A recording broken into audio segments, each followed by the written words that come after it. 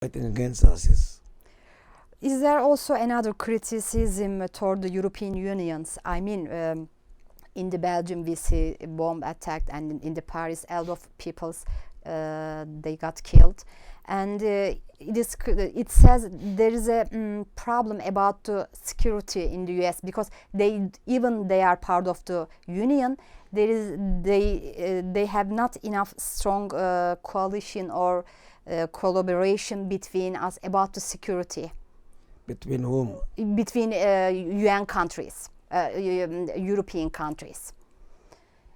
Otherwise, this attack wouldn't have happened, because it happened in the Paris, in the Belgium, and This is because Europe took a vacation, and they thought that they are out of all of this.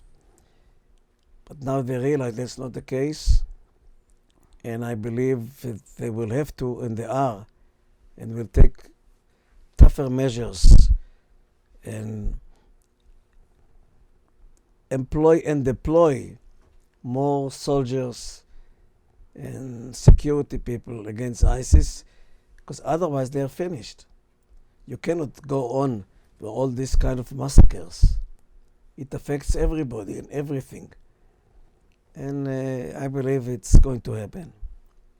And another question is about Syria, Ambassador. Syria, you have border and you are neighbor, and right now there is a civil war in the Syria. Actually, it has been continuing for 5 years. 5 years. And yes. There are different kind of groups in Syria, Kurds and different oppositions group and ISIS.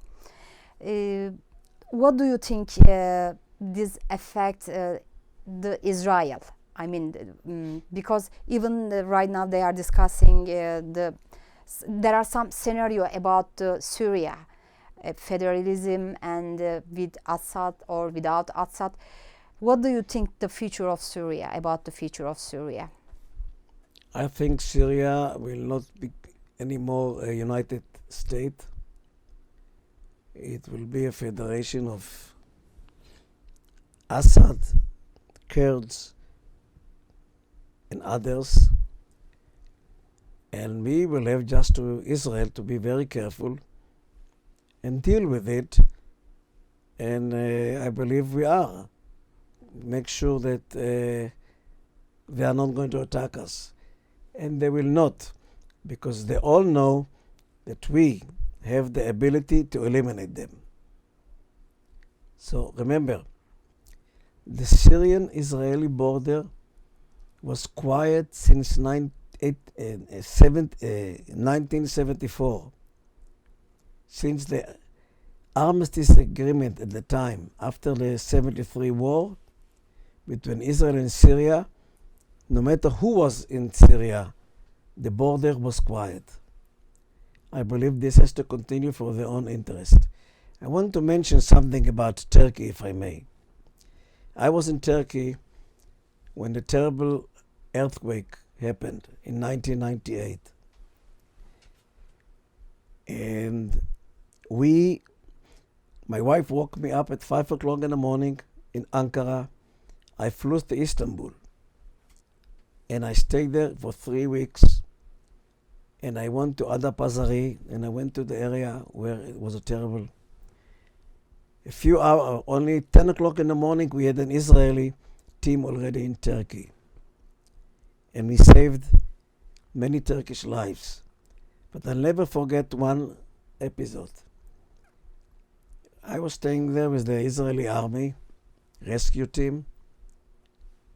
And all of a sudden came a young Turkish man and said to us, crying, "My wife is buried underneath in a rubble in one of the buildings, but she's still alive.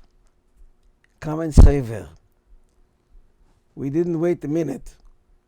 There were some other countries that didn't go. I don't want to mention names. I know exactly. We went and we saw her there, and the doctors said if to save her we have to cut one of her legs.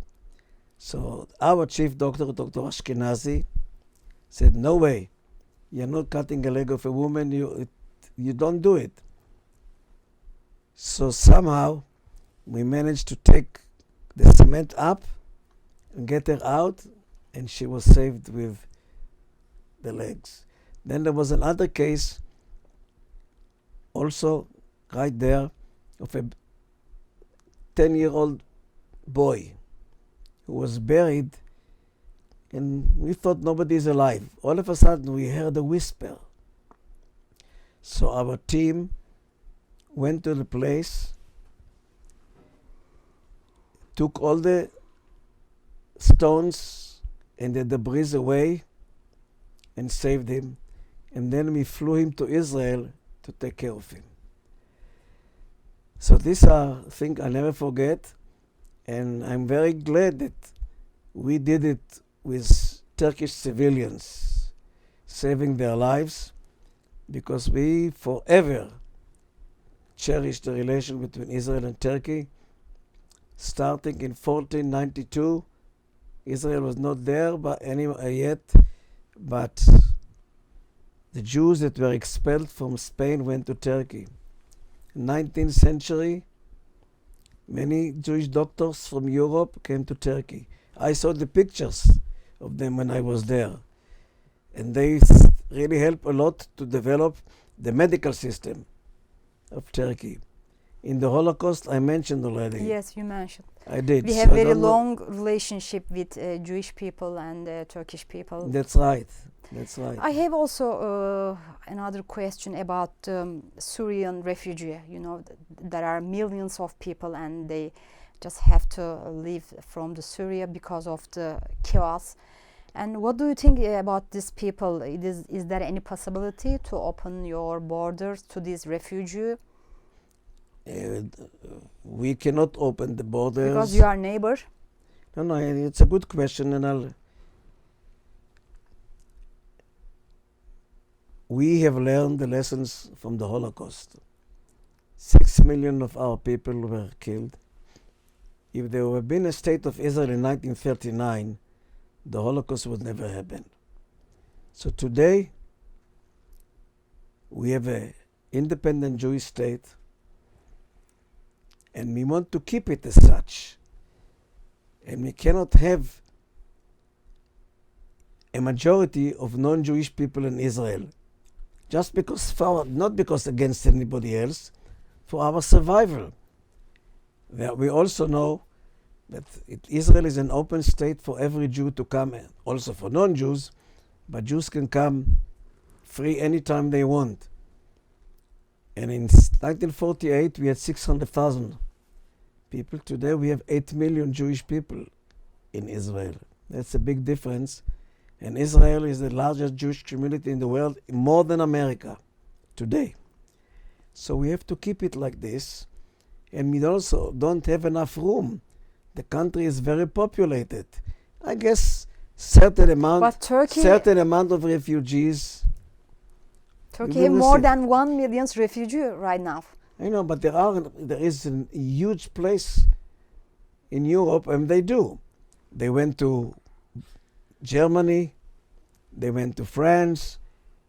There is large Muslim population in these countries today. They are going to Belgium. Not all of them have to be in Turkey. But they are not welcoming. But they did. They were welcoming. Yes, I know. Germany did. Until recently. Why? Because the terrorists and ISIS and the Islamic Jihad use these refugees, and that's how Paris happened. This is what the and Brussels government happened. says. So we cannot allow this to have us. You know, Israel cannot be always the country, but if nobody else will do it, we can. We should be different and be more considerate of refugees, because we were for refugees for 2,000 Yes, years. you have similar history because you were a refugee in the past also. That's right. So we did. By the way, when there were refugees from Vietnam, we received them. Not by the thousands, but we did. I'm sure that we will accept also some Syrian refugees as well. By the way, we help them medically. We take people injured in Syria to Israel for medical treatment in our hospitals. Now, we don't think if they are enemies or not. If they are injured, we take them. And that's what we'll do. And I'm sure we'll take some refugees. What we can do is also encourage other countries. They have much more space. We are a very small country. We already are almost overpopulated. We have 20% Muslims and Christians in Israel, remember, which is good. I'm all for it. So we are not the country that they have the room to do it. We will help and continue to help, and we'll work with Turkey. I know that you have 1 million refugees, but you have 80 million Turks and you have a big country. But nevertheless, there are other countries in Europe and in the Arab world. There's a huge Saudi Arabia, for example. They don't prefer to go in Arabian country. I know they don't. I know. Okay, so we will do our best, yes. But in cooperation with Germany, Turkey, Greece, and other countries, yes, we will. And we are sending our doctors to help them. You know that we have sent our medical teams in earthquakes in South America, in Turkey, and other places in the world. So I have also another question about Islamophobia.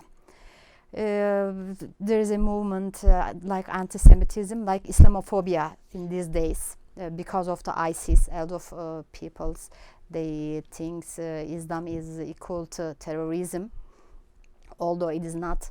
What do you think about this? I think that we should never put all Muslims in the same category. Never. We have excellent relations with Indonesia. Indonesia has 200 million Muslims. We have good relations with Malaysia, millions of Muslims. We have very good relations with Turkey, 80 million Muslims. We have good relations with Egypt, 70 million Muslims, and so on and so forth. So I think that I'm against it.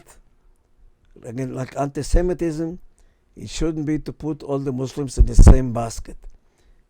You have to deal with the terrorists, Al-Qaeda, ISIS, Islamic Jihad, and others, together with Turkey, Israel, America, and others, yes.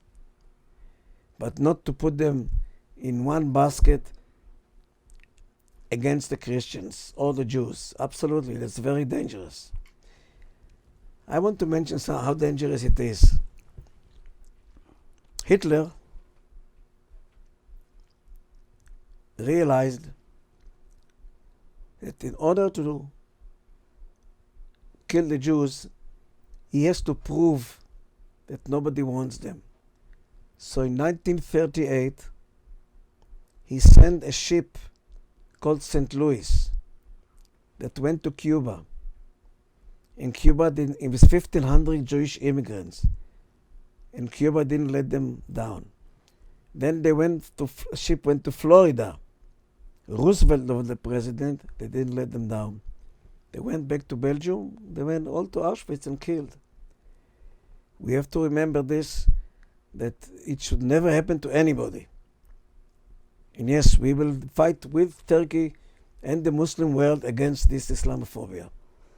Bashar Assad is supported by the Russia and Iran right now. And we know you don't have good relationship with Iran. And what do you think also about the position of Russia in the Middle East, in the Syria especially?